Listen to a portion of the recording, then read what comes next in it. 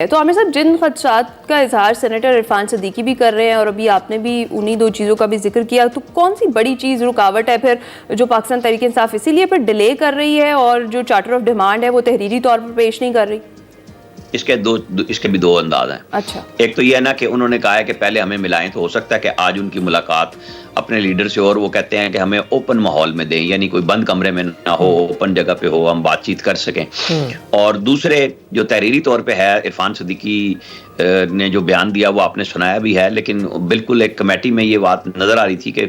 आप जहन में रखें कि आज से चंद साल पहले जब इमरान खान की हुकूमत थी, फैटफ पे कानून साजी होनी थी, स्पीकर के घर पे सारे लोग बैठे और फिर पीटीआई ने एक शोर मचाया कि इन्होंने हमें एक नॉन पेपर दिया है जिसमें मुतालबात हैं कि हमें एनआरओ दो, यानी हमारे लोग रिलीज करो, जो आज इमरान खान और अपने लोगों के लिए वो कर रहे हैं।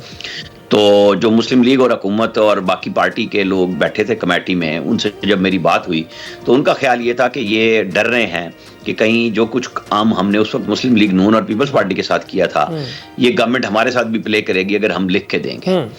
अब लिख के नहीं देते, आप 45 का जिक्र कर रहे हैं, चाहे वो 60 हों लापता अफराद, तो उनके नाम, नंबर, शनाख्ती कार्ड, एड्रेस तो देने हैं ना इन्हें कि वो कौन लोग हैं जिस पे राना सनाउल्लाह का बयान आया था कि फिर हम इन्वेस्टिगेट करेंगे ना कि ये कहाँ हैं, तो हम फिर उस तरफ सोच सकते हैं कि जुडिशियल कमीशन बनने की जरूरत है कि नहीं 26 नवंबर की। 9 मई पे तो बिल्कुल क्लियर है कि आप माफी मांगे सिद्ध दिल से, इसके अलावा तो कोई हल नहीं है, क्योंकि उसमें सजाएं भी हो चुकी हैं लोगों को। खुद इमरान खान और बड़े बाकी पावरफुल लीडर्स जो हैं वो दहशतगर्दी की अदालत में उन पर फर्द जुर्म आयद हो चुकी है, वो केस भी अपने मंतकी अंजाम की तरफ जा रहा है, तो उस पर तो कोई बात नहीं कर रहे। अभी भी बात ये हो रही है कि आप लिस्ट तो दें ना, एड्रेसेस दें, आईडी कार्ड नंबर दें, ताकि हम चेक करें कि ये लापता हैं क्या है। अच्छा, तो सर ये बताइएगा कि इस वक्त आपको मुज़ाकरात का जो अमल है वो डीरेल होता हुआ दिखाई दे रहा है? क्योंकि पहले तो तारीख मिल जाती थी, पता था 2 जनवरी को मुज़ाकरात है, दूसरा दौर होगा उसका।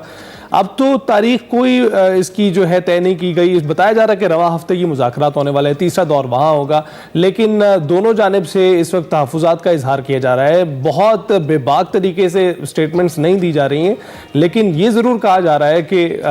उनके मुतालबात नहीं सुने जा रहे हैं। आप क्या कहेंगे, डीरेल होता हुआ दिखाई दे रहा है? नहीं, देखें, डी रेल शायद ना हो, क्योंकि एक तो फैसला मौखर हो गया जिसकी बुनियाद पे कुछ खदशात मौजूद थे कि गुस्सा आएगा, एक हफ्ते वेक हो जाए, दूसरे इनकी मुलाकात हो जाए। तो फिर इस हफ्ते में मुलाकात अगर हो जाती है आज या कल में, तो उससे अगले दिन इमरान खान से मुशावरत के बाद वो ओपन माइंड के साथ आ सकती है ना कमेटी पीटीआई की कि हाँ जी ये लिस्ट है, खान ने हमें ये इजाजत दी है, हम आपके साथ ये चीजें शेयर कर रहे हैं, आप इनके ऊपर अपना जवाब दें। क्योंकि गवर्नमेंट ने यही कहा था आप तहरीरी मुतालबात लाएं, फिर हम अपनी क़यादत से मिलेंगे और फिर आपको जवाब देंगे उसका। तो जब तक अब तहरीरी उस पे आके इरफान सदीकी ने कहा है कि अगर आप नहीं देते तो खदशात हैं, तो ये इसी सिचुएशन में ही चलेंगे मुज़ाकरात आगे। अच्छा, और इधर खुद ही इन्होंने डेडलाइन भी दी हुई है आमिर साहब, 31 तारीख की डेडलाइन दी हुई है, तो आपको लगता है कि ये 25 तकरीबन दिन है, इनमें जो मामलात है वो हो सकेंगे? स्पेशली जो 2 चीज़ें जिनका हम जिक्र कर रहे हैं बार बार, और ख़ासतौर पर ट्रंप वाला जो पाकिस्तान तहरीक इंसाफ जो इन्हिसार कर रही है, उधर जो है वो उसका इंतज़ार किया जा रहा है, डिलेट डाला जा रहा है, इसीलिए मामलात में सब चीजें एक ही साथ चल रही हैं कि पीटीआई क्या चाह रही है, गवर्नमेंट क्या चाह रही है। गवर्नमेंट ने आज फिर फैसला, वैसे तो जज साहब छुट्टी पे हैं, आगे चला गया है, तो ये भी एक रास्ता देने की नीयत तो मौजूद है दोनों तरफ से। एक वो है 31 जनवरी तक के ट्रंप आ जाएं, 10 दिन मिल जाएंगे उन्हें, काफी कुछ सेटल हो जाएगा, उनकी जो तकर्रुरियां हैं वो कांग्रेस से कुछ क्लियर हो जाएंगी, फिर जिनके जरिए उन्होंने काम करना है ट्रंप ने, तो वो भी हो जाएगा। दूसरी तरफ हुकूमत भी देख रही है कि क्या मैसेज आता है, और जवाब तो आ रहा है कि हमें किसी प्रेशर का सामना होगा भी सही तो हम मानेंगे नहीं। वैसे आमिर साहब बहुत चांसेस नजर आ रहे हैं ट्रंप की ओहदे का हल्फ उठाने के बाद, क्योंकि वो भी अपनी हुकूमत में एक आउटसाइडर के तौर पर जाने जाते हैं। वो भी दिखाई ये देता है कि उनकी जो वहाँ पर एक इंतज़ामिया है जो पहले से बराजमान है, जो बड़ी बड़ी इंडस्ट्री संभाल रहे हैं, उनकी बड़े बड़े शोबों को संभाल रहे हैं पहले से, तो वो उनसे बाहर से वो आउटसाइडर के तौर पर जाने जाते हैं। और यहाँ पर इमरान खान की इस वक्त ये सूरत हाल दिखाई दे रही है, और वो वैसे भी दोस्त हैं। तो ये आपको लगता है कि प्रेशर तो आएगा वहाँ से अमेरिका की जानिब से भी, अगर वो इक़्तिदार में आ जाते हैं, या यहाँ पर जो इंतज़ामिया मौजूद है वो उसको रिफ्यूट करने के काबिल होगी? देखिए, ट्रंप ने जितनी तकरीरियां की हैं जो अब तक हैं वो प्रो इंडियंस तो जरूर है, उनकी पॉलिसी और जो अमेरिका की मेन पॉलिसी है कि चाइना के मुकाबले में इंडिया को खड़ा करना है, वो बाइडेन ने भी किया। और वो आप इस तरह ना कहें कि बहुत अच्छा ताल्लुक होगा इमरान खान का और ट्रंप का। कितनी दफा राब्ता हुआ इनका आपस में, जब वजीर आजम इमरान खान थे और वो नहीं थे, वजीर आजम नहीं रहे थे। तो आपको और हमें देखना चाहिए, अब पीटीआई ने लॉबिंग की है, वहाँ $1 मिलियन खर्च किए हैं, उसका वो फ्रूट देखना चाहते हैं। ये उनके लोगों का राइट है कि वो देखें, लेकिन नतीजा तो फिर तभी आएगा ना जब वो ओथ ले लेंगे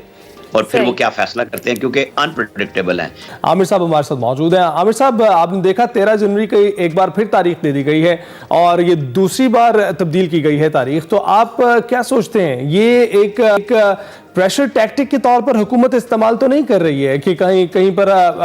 वैसे तो ये अदलिया का काम है सबका सब, लेकिन 20 जनवरी को, अब हम ट्रंप की बात कर रहे थे जाने से पहले और इस खबर के देने से पहले, तो 20 जनवरी को वो होने वाला है, तो आप क्या समझते हैं, कोई कोरिलेशन नजर आता है आपको इन दोनों चीजों में? देखिए, मैं तो पहले यही बात कर रहा था ना कि इसके 3 पहलू हैं जो मैंने आपको बताए थे। एक 17 जनवरी को इस्लामाबाद हाई कोर्ट के नए जजेस की तकर्रुरी होनी है, एक मुज़ाकरात को रास्ता देना है, कमेटी की मीटिंग इमरान खान से उनके अपने लोगों की होनी है, फिर 20 का ट्रंप का ओथ है। तो हम इन सब को सिर्फ इत्तेफाक तो नहीं कह सकते, वैसे तो ये अदलिया की आज़ादी का सवाल है, लेकिन अब इत्तेफाक ये है कि 23 तारीख को जिस दिन फैसला आना था उस दिन भी लाहौर हाई कोर्ट की जो पंजाब जुडिशल अकेडमी है उसमें तमाम डिस्ट्रिक्ट एंड सेशन जजेस की एक ट्रेनिंग प्रोग्राम था और उसी दिन अनाउंस कर दिया गया था कि 13 जनवरी, ये 6 जनवरी को 15 दिन के बाद दोबारा एक दिन की ट्रेनिंग होगी। तो फिर हमें तो यही थी कल, इसीलिए ये फयाज ने खबर भी दी थी कि अब कल तो चांस नहीं है इस बात का कि फैसला आएगा। तो अब उन्होंने 13 जनवरी मुकर्रर कर दिया। लेकिन हमारे यहाँ मैं आपको बताऊं, ये अदलिया का खिलवाड़ बड़ा पुराना जारी है। आपको याद होगा जब नवाज शरीफ और शहबाज शरीफ को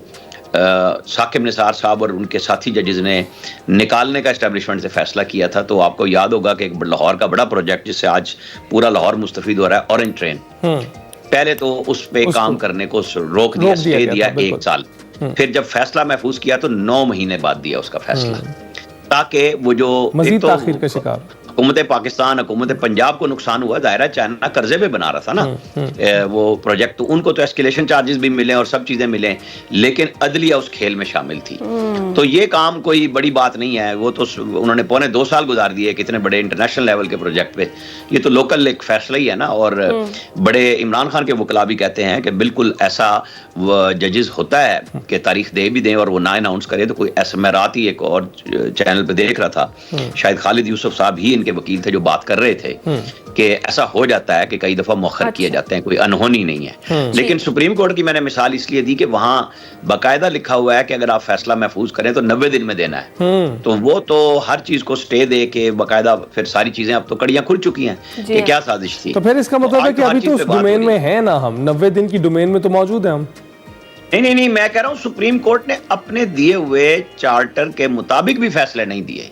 अभी भी जजेस यही कुछ करते हैं, बहुत डिले फैसले करते हैं। तो ये आम आदमी के साथ ज्यादती है, चाहे उसमें इमरान खान हो जाए या बिल्कुल कोई और लेमैन हो जो फैसले, आपको पता है अभी सजाए मौत के कैदियों को आसिफ सईद खोसा बरी कर रहे थे, तो उन्होंने कहा जी वो तो इंतकाल कर गया है। फिर अभी उम्र कैद का एक फैसला आया और उन्होंने कहा जी वो तो कैद पूरी करके जा चुका है, आपने तो फैसला सुना ही नहीं, वो तो उम्र कैद भी पूरी कर गया। तो ये तो हमारे यहाँ आलमिया है ना इंसाफ का, इसलिए तो नीचे से टॉप पे हैं। सही। आमिर साहब, जाते जाते जरा पीपल्स पार्टी के हवाले से भी बात कर लें। खासी नाला दिखाई दे रही है, बिलावल भुट्टो जरदारी साहब भी खासे गुस्से में नजर आए इंटरनेट इशू पर। उसके बाद फिर शाजिया मरी साहिबा जो है वो ये कहती हुई सुनाई दी कि जिस दिन ये हिमायत भी वो खत्म कर देंगे तो फिर वफाकी हुकूमत भी खत्म हो जाएगी। ये क्या मामला है?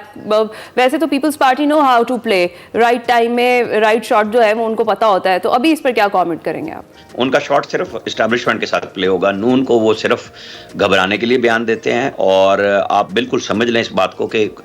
ये साथ देने का क्यों छोड़ने का फैसला करेंगे। जरदारी साहब कह दें कि भाई आप एतमाद का वोट लें, शहबाज शरीफ और पीपल्स पार्टी ना आए, हुकूमत खत्म हो जाएगी। ये कहानियां हैं। बिलावल साहब चाहते हैं ग्रेड 22 के बोर्ड में मुझे बिठाया जाए, पीपल्स पार्टी को हर हुकूमत पाकिस्तान के बोर्ड में बिठाया जाए, पंजाब में हमारे एमपीएस को वो सहूलत मिले, एमएनएस को, जो सिंध में उन्होंने पूरे जिले के जिले अपने एमएनए एमपीएस के नाम किए हुए हैं, जिसे सिस्टम के नाम से याद पुकारा जाता है। मरियम नवाज बिल्कुल रेजिस्ट कर रही है, वो कहती हैं काम हम जिस तरह अपने एमपीएस एमएनएस के कर रहे हैं आपके भी करेंगे। मैं आपको बता दूं 217 तबादलों की गवर्नर हाउस पंजाब में इन्होंने लिस्ट दी पीटीआई पीपल्स पार्टी ने, तो उनको बताया गया कि 97 पे अमल दरामद हो चुका है और ये परसेंटेज हमारे मुस्लिम लीग नून से आपकी ज्यादा है अमल दरामद की। तो बस कहानी इतनी है कि जब कोई मौका है आप बोल लें, बात करें, कुछ मनवा लें, कुछ जगह ले लें, स्पेस ले लें,